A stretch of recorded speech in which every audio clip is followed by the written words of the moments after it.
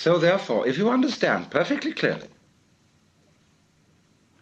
that you can't do anything to find that very, very important thing, God, enlightenment, nirvana, whatever, then what?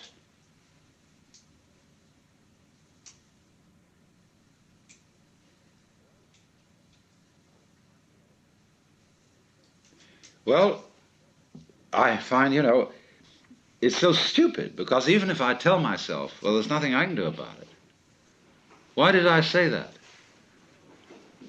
You see? Why did I say that?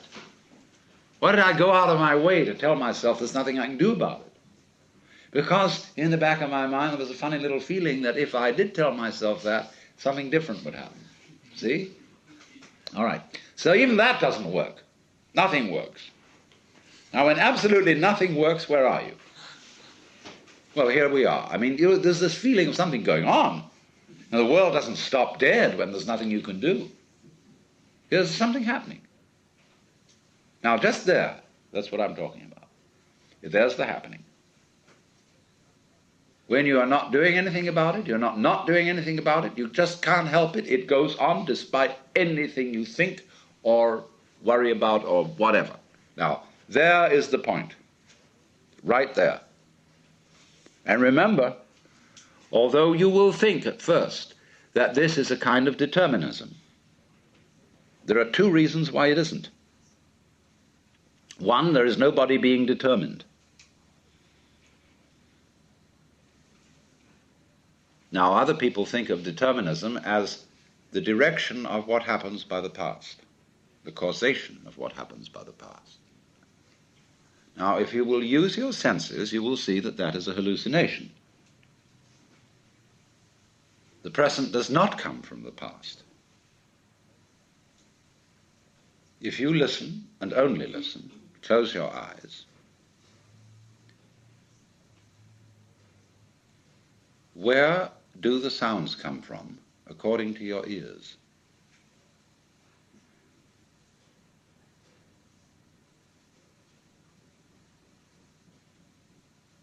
You hear them coming out of silence. The sounds come and then they fade off. They go like echoes, or echoes in the labyrinths of your brain, which we call memories. The sounds don't come from the past. They come out of now and trail off. You can do that later with your eyes. You can see, like when you're watching television, there's a vibration coming out from the screen to your eyes. And it starts from there somehow.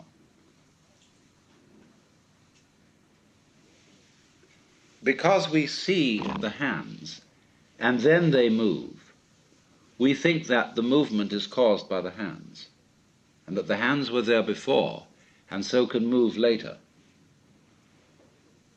We don't see that our memory of the hands is an echo of their always being now.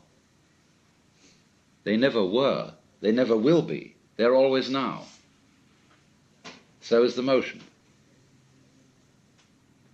And that is recollected is the trailing off echo like the wake of a ship. And so just as the wake doesn't move the ship, the past does not move the present, unless you insist that it does. And if you say, well, naturally I'm always moved by the past, that's an alibi. And it completely fails to explain how you ever learn anything new. That's why all the psychologists, who are mostly behaviorists, are completely bogged down in trying to find a theory of learning.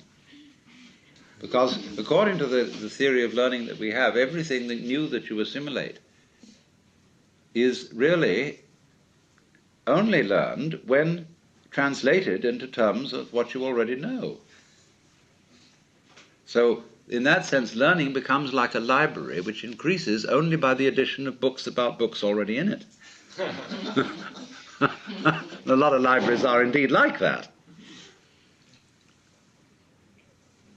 So that's what we call scholasticism. So then, you become aware that this happening isn't happening to you because you are the happening. The only you there is what's going on. Yeah, feel it. And disregard these stupid distinctions that you've been taught. I mean, stupid relatively speaking. And feel it genuinely. When you feel it genuinely, you get down to rock bottom, all that isn't there. That's a game that's been erected on it.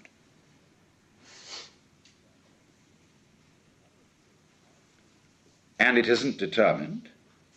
In other words, you get this odd feeling of a synthesis between doing and happening, in which doing is as much happening as happening, and happening is as much doing as doing.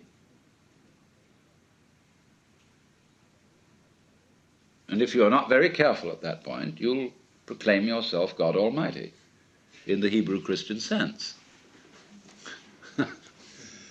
Like Freud alleges babies feel that they're omnipotent. And in a way they are. I am omnipotent insofar as I'm the universe.